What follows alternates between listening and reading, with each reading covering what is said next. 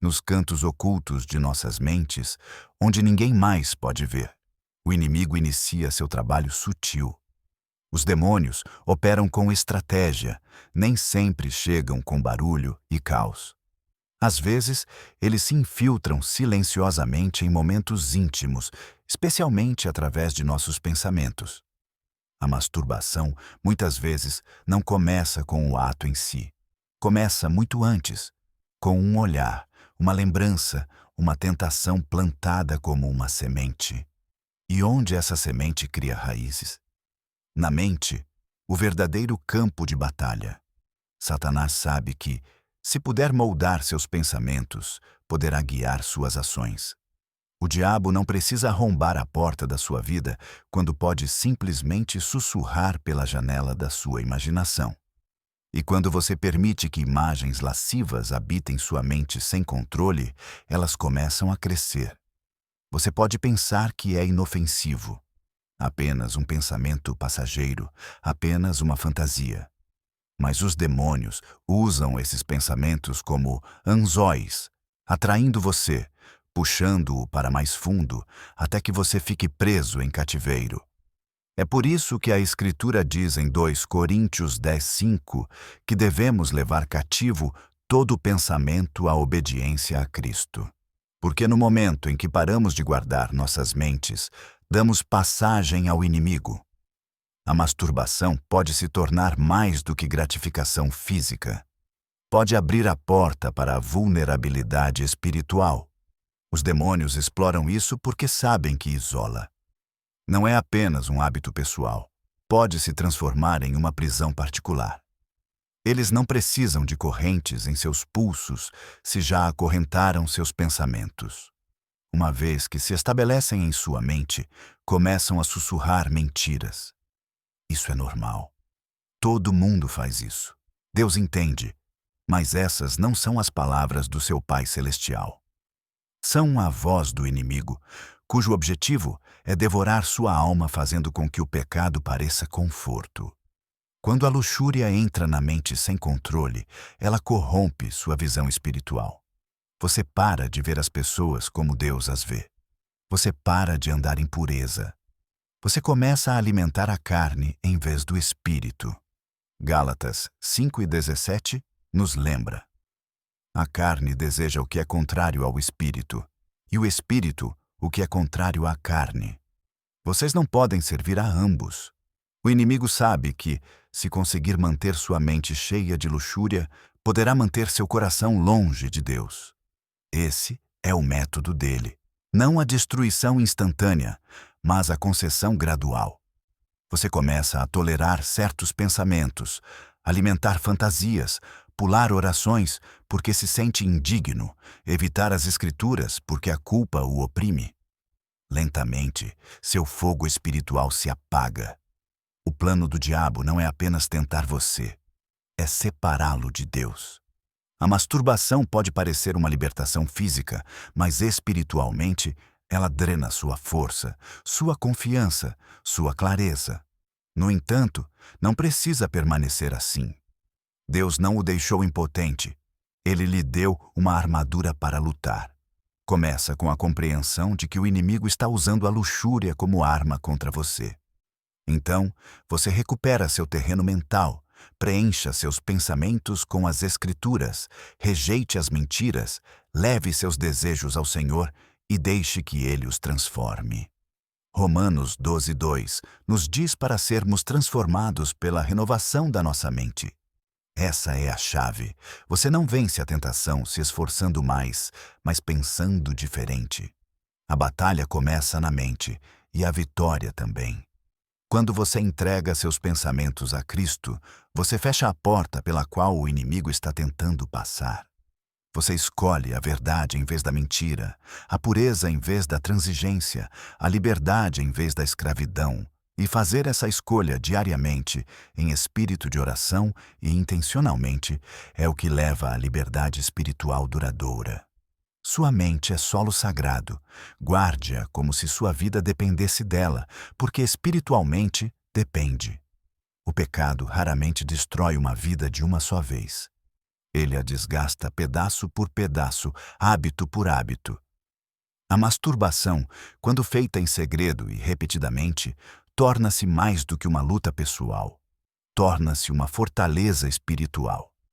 O inimigo é paciente, demônios não se apressam. Eles constroem sistemas de escravidão por meio da repetição. Um momento de fraqueza se transforma em um ciclo.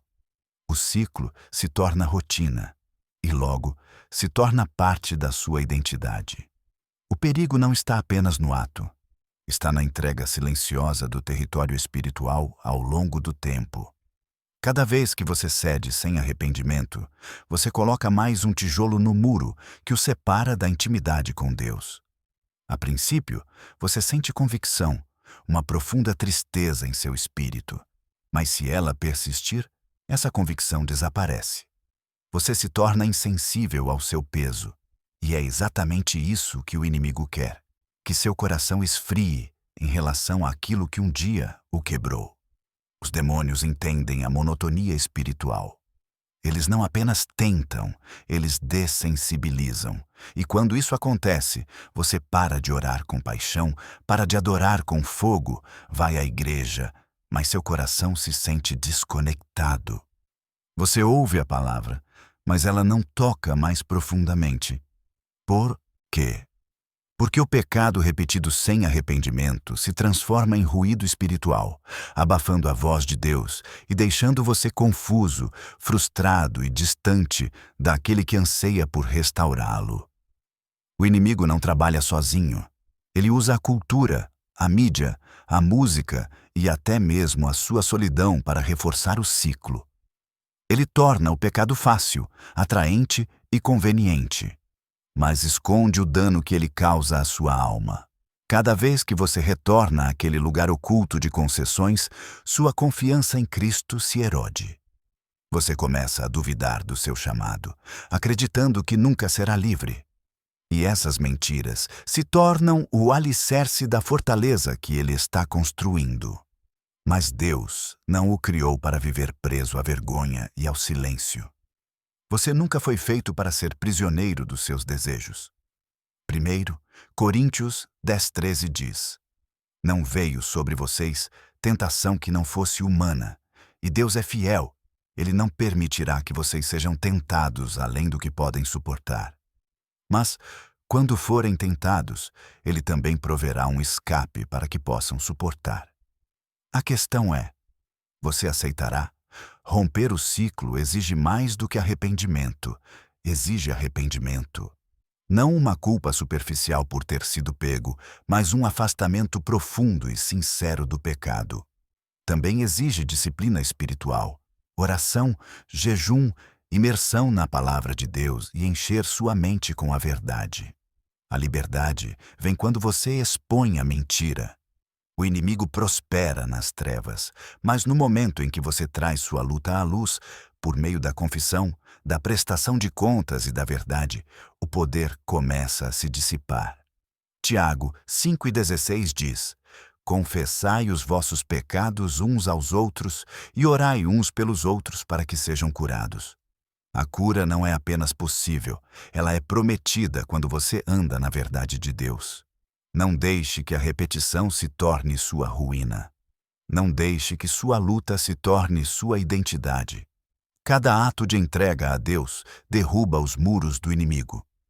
Você pode ter caído muitas vezes, mas a graça ainda está pronta para levantá-lo. Arrependa-se, reconstrua, recupere o que você nunca deveria perder. Uma das armas mais devastadoras do inimigo contra os crentes é o isolamento. Começa sutilmente, quase invisível. Depois de uma queda, depois de ceder, em vez de correr para Deus, você se sente sujo, envergonhado, indigno. Essa vergonha se torna um muro entre você e aquele que mais o ama. Demônios prosperam em segredo. Eles se alimentam do silêncio. Enquanto você mantiver sua luta escondida, eles podem continuar sussurrando mentiras sem oposição. O inimigo sabe que não pode arrebatar você das mãos de Deus. Então, ele o convence a se afastar envergonhado. Ele lhe diz que você é indigno de orar, que sua adoração não significa nada, que Deus desviou o rosto de você. E se você acreditar nisso por tempo suficiente, começará a viver como se fosse verdade. A desconexão espiritual não acontece porque Deus se afastou, mas porque você acreditou que Ele se afastou. Você para de orar, hesita em abrir a Bíblia. A igreja parece mais um julgamento do que uma cura. E mesmo quando o Espírito o chama de volta, você se sente envergonhado demais para responder. Essa é a armadilha. O objetivo do diabo não é apenas fazer você pecar, mas fazer você pensar que seu pecado o desqualifica da graça. Romanos 8:1 diz: Agora, já não há condenação para os que estão em Cristo Jesus. A condenação é a arma de Satanás, não de Deus. O Espírito Santo convence para aproximá-lo. Satanás condena para mantê-lo afastado. Esse peso que você sente, essa sensação de distância, não vem do seu pai, mas do inimigo que manipula suas emoções. E nesse espaço, os demônios falam mais alto, eles amplificam seus fracassos. Eles o convencem de que você é o único que está lutando. Mas a verdade é que muitos crentes lutam em silêncio, não porque Deus não ajude, mas porque a vergonha silenciou seu clamor. O inimigo mantém você isolado porque sabe o que acontece quando você retorna a Deus. O arrependimento traz liberdade, a confissão traz cura, a graça traz restauração. No momento em que você entra na luz, as correntes se quebram. O desígnio de Deus sempre foi comunidade, comunhão, conexão, com Ele e com outros que podem caminhar ao seu lado. Tiago 5:16 diz: Confessem os seus pecados uns aos outros e orem uns pelos outros para que sejam curados. A cura começa no momento em que você fala, abre o seu coração e para de se esconder. O isolamento é um terreno fértil para a decadência espiritual, mas a conexão é onde o reavivamento começa. Deus não está esperando pela perfeição. Ele está esperando que você volte para casa. Ele não está zangado. Ele está entristecido pela distância e seus braços estão abertos. Não deixe que a culpa o afaste da graça. Não deixe que as mentiras do inimigo o mantenham acorrentado pelas correntes que Jesus morreu para quebrar. Quanto mais você se aproxima de Deus, menor se torna o pecado e mais alto sua verdade falará sobre cada mentira. Você não é sua luta. Você não é seu fracasso. Você é um filho de Deus. Amado, buscado, restaurado pela graça. Deus criou o sexo para ser belo, sagrado e poderoso, um presente divino destinado à aliança do casamento.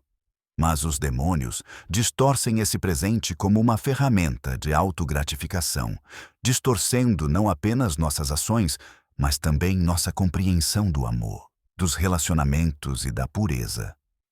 O inimigo não remove o que Deus criou. Ele o corrompe até que sirva a um propósito diferente.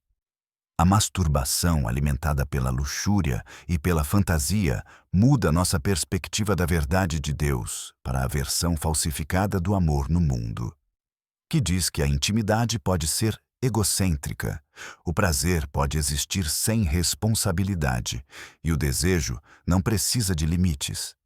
Com o tempo, essa mentalidade não afeta apenas o corpo, ela distorce o coração. Ela muda a maneira como você vê os outros, como se envolve em relacionamentos e como você valoriza os padrões de santidade de Deus.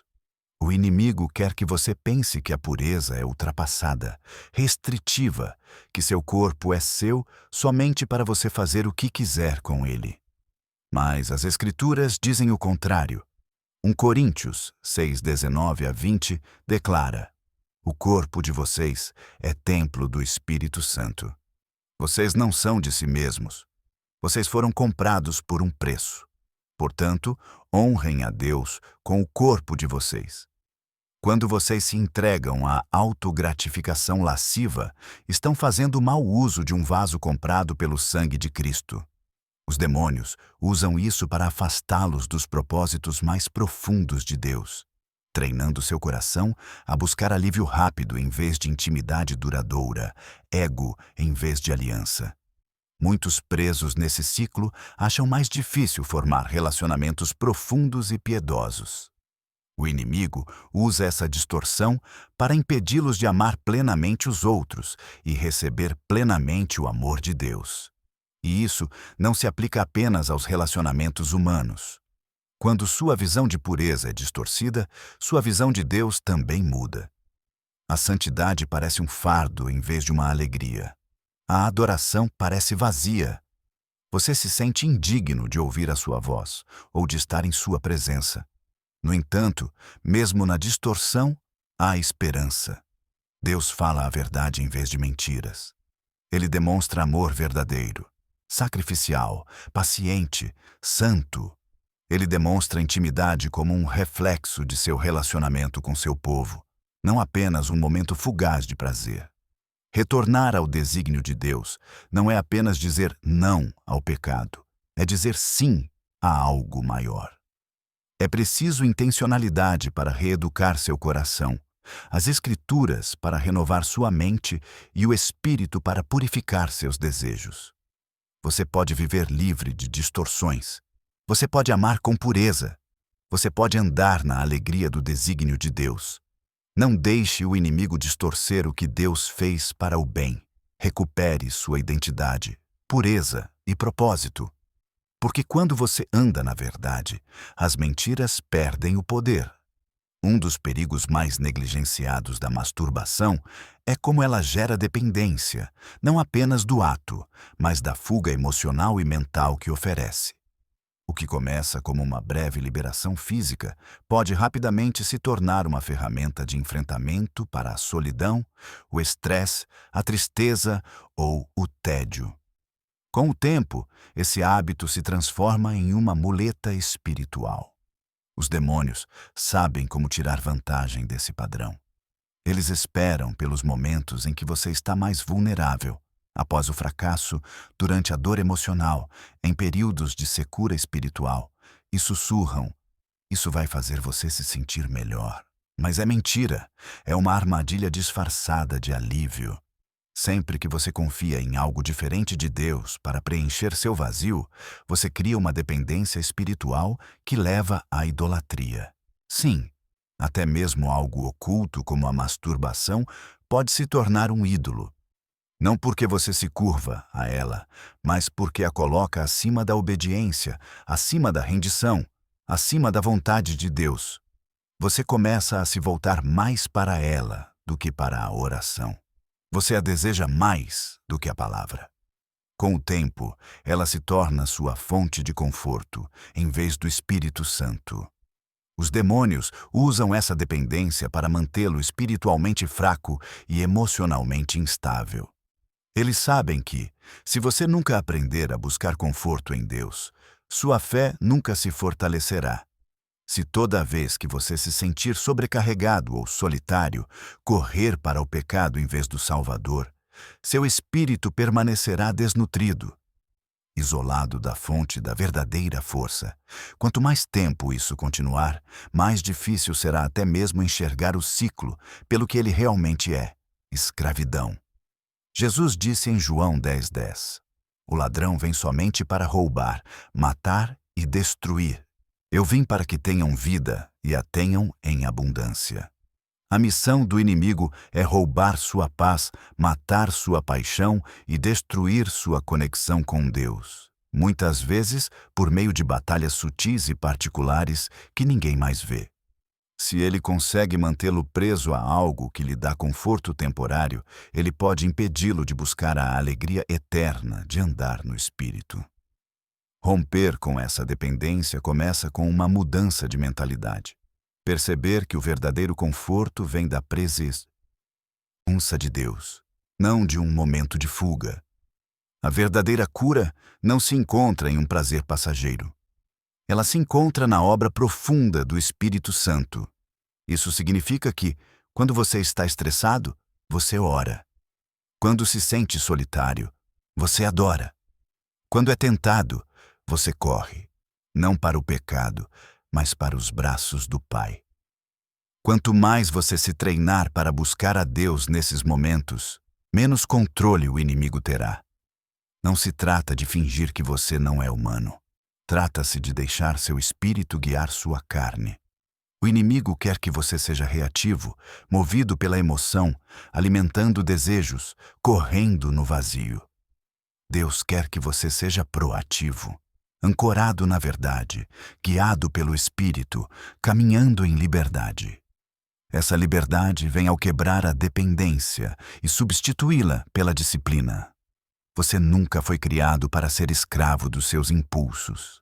Você foi criado para andar em autoridade, viver pelo Espírito e ser livre de tudo o que prende seu coração ao mundo. Quando Jesus o liberta, você não é apenas perdoado, você é capacitado a viver de forma diferente. A influência demoníaca prospera em padrões de dependência, mas esses padrões se rompem quando você abre mão de sua zona de conforto e se apoia totalmente no Senhor. Talvez um dos maiores perigos de como os demônios usam a masturbação para prejudicar a vida espiritual seja a maneira como ela entorpece o coração. Com o tempo, o que antes trazia convicção e tristeza diante de Deus começa a parecer normal. Isso não acontece de uma hora para outra. Acontece lentamente, cada vez que você ignora o toque do Espírito Santo para se afastar. Cada vez que você ignora essa voz, sua sensibilidade se embota. E esse é exatamente o objetivo do inimigo: amortecer seu espírito até que você não ouça mais a convicção, até que o pecado não pareça mais pecado. A princípio, pode parecer uma luta particular, apenas entre você e Deus. Mas logo, ela se espalha por todas as partes da sua caminhada. As orações parecem monótonas, como se não saíssem do ambiente. A adoração não te comove mais. Ler as Escrituras parece uma tarefa em vez de uma alegria. A igreja começa a parecer mais um peso de culpa do que um lugar de graça. Não porque Deus mudou, mas porque seu coração está lentamente ficando frio, distante e entorpecido. É isso que a dessensibilização faz. Ela silenciosamente te isola da presença de Deus, enquanto te convence de que está tudo bem. O diabo não precisa que você se torne completamente mau. Ele só precisa que você fique entorpecido, insensível ao Espírito, insensível ao seu chamado, insensível à convicção que antes o mantinha no caminho estreito. É uma espécie de sono espiritual, e muitos crentes vivem nele, passando por movimentos, mas sem o fogo, o zelo e a santidade que outrora tiveram. E nunca se trata apenas de masturbação. Uma vez que o coração fica insensível, outros pecados se infiltram com mais facilidade. A luxúria se aprofunda, as fantasias crescem, os limites se esvaem. O que antes você resistia ferozmente, agora você aceita sem lutar. O inimigo sabe que esta batalha não se trata apenas de suas ações. Se trata do seu coração. Provérbios 4:23 diz: acima de tudo, guarde o seu coração, pois dele procede toda a sua obra. Se ele consegue entorpecer o seu coração, pode danificar todas as outras partes da sua vida espiritual. Mas aqui está a esperança. Não importa o quão longe você tenha ido, não importa o quão endurecido seu coração tenha se tornado, o Espírito de Deus ainda o chama de volta. A graça dele não se limita ao tempo em que você está preso. Seu poder não se enfraquece por quantas vezes você falhou. O mesmo Deus que soprou vida em ossos secos pode incendiar um coração frio. Mas você precisa estar disposto a ser honesto, disposto a clamar, disposto a pedir a Ele que amoleça o que foi endurecido. Às vezes, isso significa jejum e oração. Às vezes, significa prestação de contas e confissão. Mas, acima de tudo, significa retornar repetidamente à sua presença, mesmo quando você não sente vontade. Porque sentimentos não são o fundamento da sua fé. A verdade é. E a verdade é que Deus pode restaurar tudo o que o inimigo roubou. Ele pode incendiar seu coração novamente. Ele pode renovar sua mente. Ele pode fazer da santidade o seu desejo, não o seu fardo. Não espere até se sentir espiritual para voltar para Deus. Volte para que Ele possa torná-lo espiritual novamente. Ele não se intimida com a sua fraqueza. Ele não se surpreende com a sua insensibilidade. No momento em que você se volta para Ele, mesmo após o fracasso, Ele corre para encontrá-lo, com misericórdia, com poder e com um amor que nunca parou de persegui-lo.